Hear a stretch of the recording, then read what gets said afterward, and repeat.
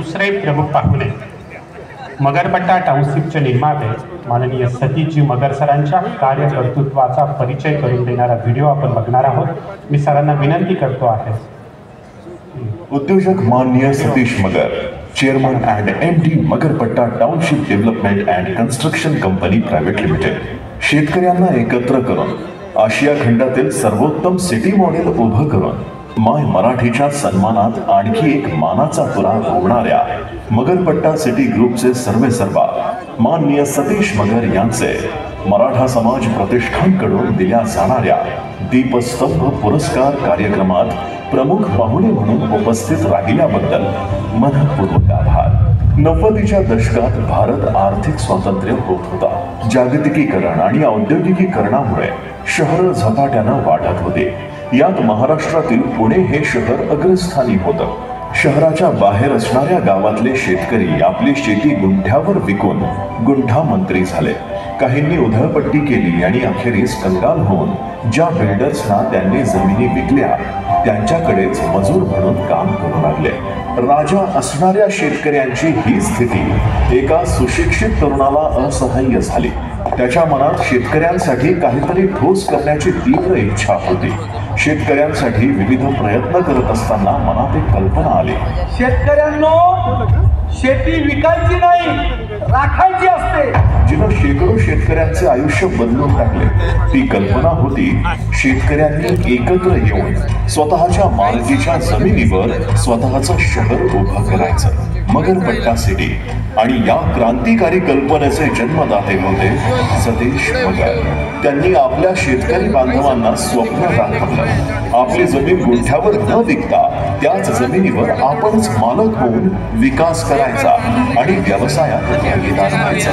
123 कुटुंब, 800 पेक्षा जास्त शेतकरी आणि 450 एकर जमीन या सगळ्यांना एकत्र करणं आणि विश्वासात घेणं हे अवघड काम होतं। पण सतीश मगर यांच्या आत्मविश्वासानं आणि धडाडीनं प्रभावित होऊन अवघ्या 2 दिवसात 800 शेतकऱ्यांनी 1 रुपयाचा देखील ऍडव्हान्स न घेता ॲग्रीमेंटवर स्वाक्षऱ्या केल्या।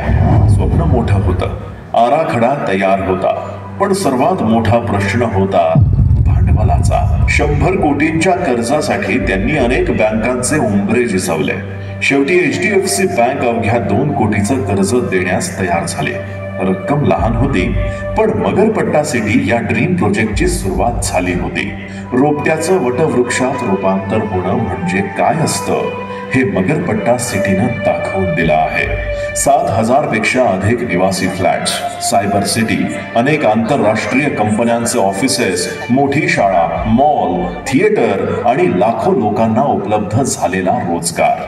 वाढत्या शहरीकरणात गुंठेवारी व अनधिकृत बांधकामामुळे शहराचं विद्रुपीकरण होत असताना मगरपट्टा सिटीनं एक आदर्श शहर कसं असावं याचं उत्कृष्ट उदाहरण निर्माण केलं आहे।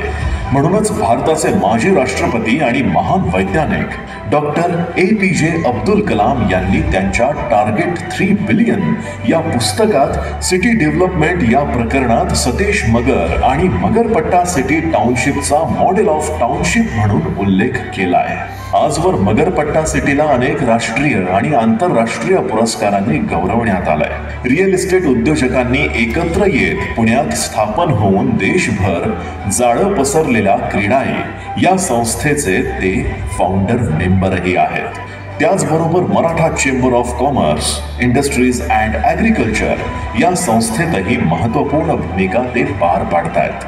4 मावळ्यांना सोबत घेऊन स्वराज्याचे स्वप्न पाहणाऱ्या छत्रपती शिवाजी महाराजांचा आदर्श समोर ठेवून सतीश मगर वाटचाल करत असून ते म्हणतात, यशस्वी होण्यासाठी सर्वात गरजेचं असतं स्वतःची कुवत ओळखणं आणि त्या दिशेनं प्रामाणिकपणे वाटचाल करणं। सतीश मगर यांनी केवळ शेतकऱ्यांना भागीदार बनवलं नाही, तर 99% शेतकऱ्यांना टाउनशिप उभारणीतील विविध कामांचे टेंडर देऊन त्यांना स्वतंत्र व्यावसायिक बनवलं। नेतृत्व गुण, दूरदृष्टी आणि कौशल्याच्या जोरावर त्यांनी मगरपट्टा सिटीला आशिया खंडातील उत्कृष्ट टाउनशिप बनवून जगभरातील शेतकऱ्यांसमोर आदर्श निर्माण केलाय। शेतकऱ्यांना समृद्ध करताना शहरांनाही समृद्ध करणारे दूरदर्शी उद्योगपती माननीय सतीश मगर यांना मराठा समाज प्रतिष्ठानकडून मानाचा मुजरा.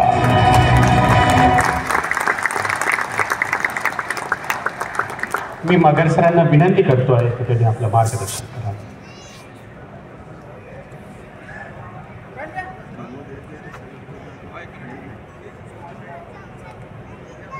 चालतं. हां,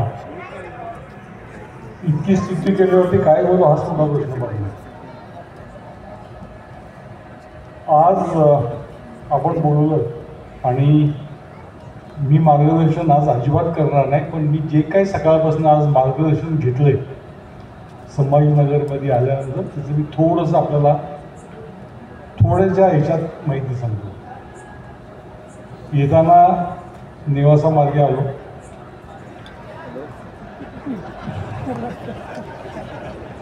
प्रमोद खैरनार आणि बापूंनी सांगितलं होतं की समृद्धी महामार्गाने या, पण कोणाचं ऐकलं तर तो मराठा कसला.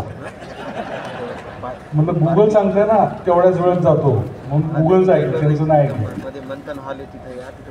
आणि उशिरा पोचलो. शक्यतो उशिरा पोचत नाही, पण आज उशिरा पोचलो. हो, धावत बोला. सावंत साहेबांनी ते बोलत होते, तिकडं गेलो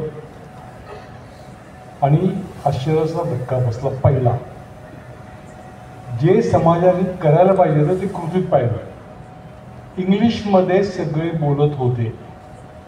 आता त्यांना आम्हाला तिघांना इंग्लिश येतं का नाही ह्याची परीक्षा पाहिजे होती का हे मला माहिती नव्हतं, पण इंग्लिशमध्ये बोलत होते. म्हणजे मानसिकतेतला बदल मी मानतो. ज्या वेळेस आपली मायभाषा सोडून आपण परकीय भाषा, जी इंटरनॅशनल भाषा आहे, बोलायला मराठीचं प्रेम सगळ्यांना आहे. सगळ्यांना खूप वाटतं की मी मराठी, माझी मराठी सगळं आवडतं. पण ज्यावेळेस तुम्ही इंटरनॅशनल भाषेत बोलायला लागता त्यावेळेस पहिल्यांदा जाणवतं की तुमच्या मानसिकतेत बदल झाला. तो आज मी पहिल्यांदा पाहिला. दुसरी गोष्ट पाहिली, तिथं बऱ्याचशा महिला बसल्या होत्या आणि मी नंतर त्यांना विचारलं की आपण उद्योजक आहात का, आपण फक्त आपले हजबंड्स उद्योजक आहेत म्हणून येऊन बसला. नाही म्हणजे आम्ही पण काही ना काहीतरी करतो. कोणी सांगितलं आर्किटेक्ट आहे, कोणी सांगितलं IT मध्ये. म्हणजे आम्ही मराठा समाज कसा आहे, जय जिजाऊ म्हणायचं, हुंड्यासाठी बळी घ्यायचे आणि बुरखा पांघरून घरात महिला ठेवायच्या. त्या आज मला तिथे समोर बसल्या आणि 2.5 तास शांतपणाने ऐकणार पाहिजे. हा दुसरा बदल मी पाहिला. आणि ह्या मानसिकतेतला बदल ज्यावेळेस होतो ना त्यावेळेस तुम्हाला समाजाला काही प्रबोधन करायची गरज नाही. It is changing. कात टाकते, कारण काळाची गरज आहे. म्हणजे आपल्याला जी वर्षानुवर्षे सवय लागलेली, अर्धचंद्रकोर लावायचा, भगवा झेंडा घ्यायचा, जय भवानी जय शिवाजी करायचं. मी आता बोलू शकतो कारण सगळे राजकीय नेते गेलेले आहेत. जय भवानी जय शिवाजी बोलत धरायचं आणि नंतर काय करायचे तुम्हाला मी सांगायची गरज नाही. त्या समाजाचा हा बदल हा खूप खूप सुखावणारा होता. नंतर येताना हॉस्टेल दाखवलं. आता प्रमोद खैरनार बरोबर होते, ते त्या हॉस्टेलमध्ये काम करत होते, त्यामुळे त्यांना दाखवायचंच होतं हॉस्टेल. इतक्या वर्ष मी औरंगाबादला कमीत कमी 2 डझन वेळा आलो, कधी हॉस्टेल दाखवलं नाही. आज दाखवलं आहे आमच्या हॉस्टेलवर. आणि मग सांगितलं आमची हॉस्टेलची मुलं ही दर रविवारी कुठला तरी चौक, कुठला तरी पुतळा साफ करतात, राष्ट्रीय भवनातनं करतात. मी त्याला राष्ट्रीय भवना नाही धरत, मी त्याला काम करायची लाज सुटलेली धरतो. कारण आज दुपारी सकाळी ज्यावेळेस आपण बसलो होतो त्यावेळेस एक प्रश्न विचारला गेला त्यांना की एका समाजातले लोक का पुढे जातात आणि आपण का मागे राहतो. त्यावेळेस नाही उत्तर दिलं. म्हणत ज्यावेळेस जास्ती समाज असणार त्यावेळेस उत्तर देतो. त्याचं कारण असं की आपल्याला कामाची लाज वाटते. पण तुम्ही लाज घालवली, लाज वाटत नाही, हे जे लाज घालवली की कुठलंही काम करणं म्हणजे काही कमी पडायचं नाही आहे. ही तिसरा बदल पाहिला. मगासपासून मी ऐकतोय की दुष्काळग्रस्त मुलं, आत्महत्या केलेल्या शेतकऱ्यांची मुलं तुम्ही करता. मला असं वाटतं की तुम्ही जे काम करताय, इथं जे छत्रपती संभाजीनगरमध्ये जे काम होते ते काम जर पाहिल्यावरती मला नाही वाटत कुठल्या शेतकऱ्याला आत्महत्या करायची गरज नाही. तो त्याच्या पायावर परिपूर्ण उभा राहील. कारण ही पिढी जी इथं करते स्किल डेव्हलपमेंट, ज्या स्किल डेव्हलपमेंटमुळे आपण खूप मागं पडलो, ज्या स्किल डेव्हलपमेंटमध्ये आंतरराष्ट्रीय व्यवसायात आपण मागे पडलो, ठराविक जातात पुढं. सावंत साहेब आहेत इंटरनॅशनल कॅडर, पण एक सावंत नाही, हजारो सावंत तयार करायला लागतील आणि ह्याची सुरुवात स्किल डेव्हलपमेंट होईल. ते आपण केलं, हे खरं सगळ्यांसाठी मार्गदर्शन आहे. आम्ही काय बोलू शकत नाही. काय वेळेस सगळे लोक कोणतरी पुढं करतात, तुम्ही निमित्त होता. कदाचित मगरपट्ट्यात नाही, मी तो निमित्त असेल. आता सांगून ठेवतो my vision, my this, I this, I this. पण जर 800 शेतकऱ्यांनी एक नाव पैसा जर सही पैसे न घेता जर एका डॉक्युमेंटवर सही केली असेल आणि पिढ्यानपिढ्या जर आपली जमीन जर त्यात गुंतवली असेल, तर मग त्या शेतकऱ्यांना सलाम करायचा. सही घेणाऱ्याला नाही, सही घेणाऱ्यांना काही पण करू शकतो. तर ही मानसिकता आपण ज्यावेळेस बदलू, या मानसिकता बदलून ज्यावेळेस आपण बाहेर पडू, तरच मला वाटतं खऱ्या ह्याच्यात आपण खऱ्या अर्थानं आपण बदल घडवू शकू. की ज्या छत्रपतींचं आपण नाव घेतो, ज्या छत्रपतींनी 18 पगड जाती एकत्र घेऊन केल्या आणि ते तुम्ही इथं बोलवल्या सगळ्यांना, हे पाहिलं की सुद्धा खूप बरं वाटलं. कारण आता काय जाती समाजाने असा भेटलेला समाज आपण सगळीकडे बघतो. एकामेकांकडे बघत सुद्धा नाही. जे तुमचे मित्र असतील त्यांच्याकडे डुंबूचा वगैरे नाही, का होतं वेगळ्या जातीचं.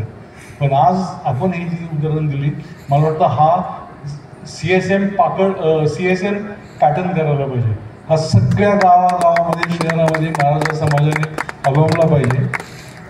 मी त्यांची खरंच स्तुती करत नाही आहे, कारण ते मला रात्री जेवायला पण देणार नाहीत. मला पुण्याला परत जायचं आहे. पण ही जे केलेलं आहे ना, ही अतिशय सुंदर गोष्ट केलेली आहे. एक पायंडा पाडलेला आहे.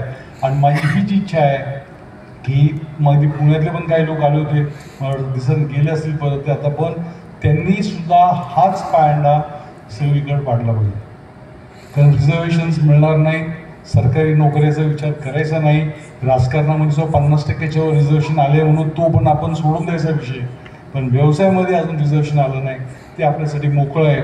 आणि त्या मोकळेपणाचा फायदा घेऊन आपण आपल्या समाजाची, आपल्या स्वतःची, आपल्या घराची, आपल्या कुटुंबाची कशी प्रगती करावी, कसं करू, हेच मला वाटतं आपण सगळ्यांनी ध्येय घ्यावं. ते आणि आज खूप मोठी शिकवण संभाजीनगरमध्ये मिळाली.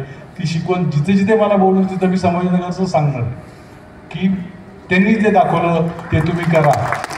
हे जर केलं तर बाकी काही करायची गरज नाही.